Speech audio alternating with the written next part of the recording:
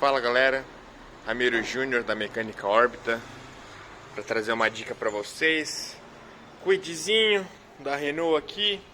O cliente veio trazer o carro aí pra gente que tava fazendo um barulho no volante.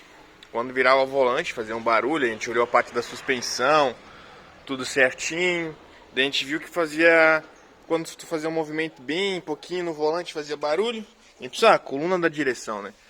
A gente removeu aqui a parte da coluna, tivemos que tirar o volante, airbag, né? Fazer o procedimento padrão, desligar a bateria, deixar a carga do carro sair para não dar problema de o airbag estourar, né? Do nada aí. A gente removeu, aparentemente aqui tudo certo, tranquilo, né? Daí a gente foi mais a fundo. E aqui dentro tem essa coluna aqui, ó, onde vai presa a coluna da direção. Vocês podem ver que aqui tem uma travinha.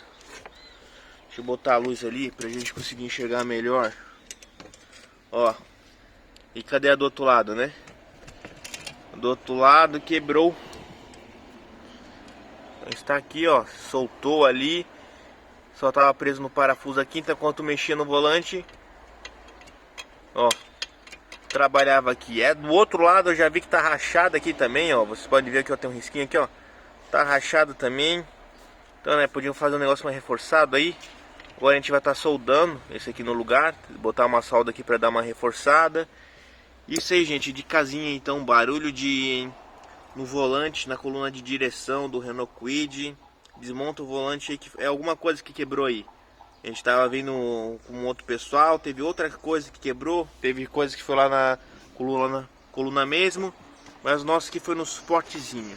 Então, Kwidzinho, né, gente? Quem mexe no carro sabe que esse Kwid tem uma estrutura bem fraca. Tanto na parte da suspensão, da mecânica em si, é uma estrutura bem fraca, né, gente? Então isso aí, dicasinha da Mecânica Órbita aqui do Renault Kwid.